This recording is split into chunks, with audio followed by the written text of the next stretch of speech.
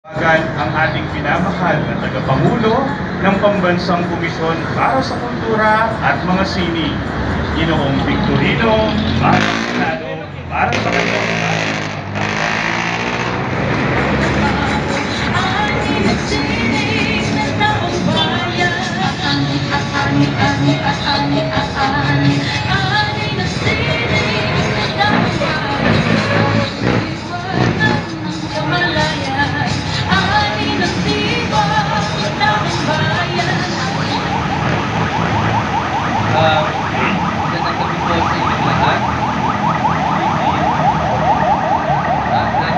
natutuwa every time na dito tayo naggawa ng program kasi yung mga tao dumadaan pag nakikita ako naisip na artista ba yan?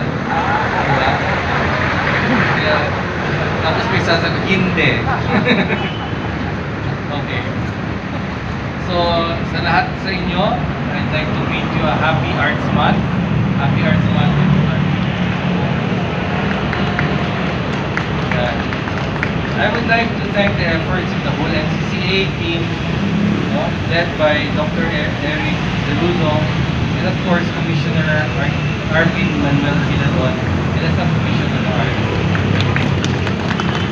I'm happy to see the Subcommission of the Arts members here in full force. Palakpakan natin sila. And of course, our friends from the National Museum are also here, and many more. Welcome everyone, no? Napaka-hanga-hanga talaga, no, na kahit na medyo may konting adjustment tayo ngayon sa mga budget, medyo challenge sa atin, tuloy pa rin ang Arts Month, no?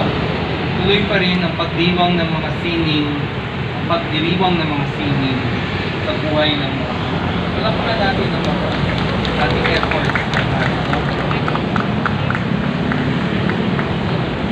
Naubusan na ako ng kaya English na ako. It's fitting to have this opening at the Metropolitan Theater. You will notice that the Met is inspired by Indian architecture.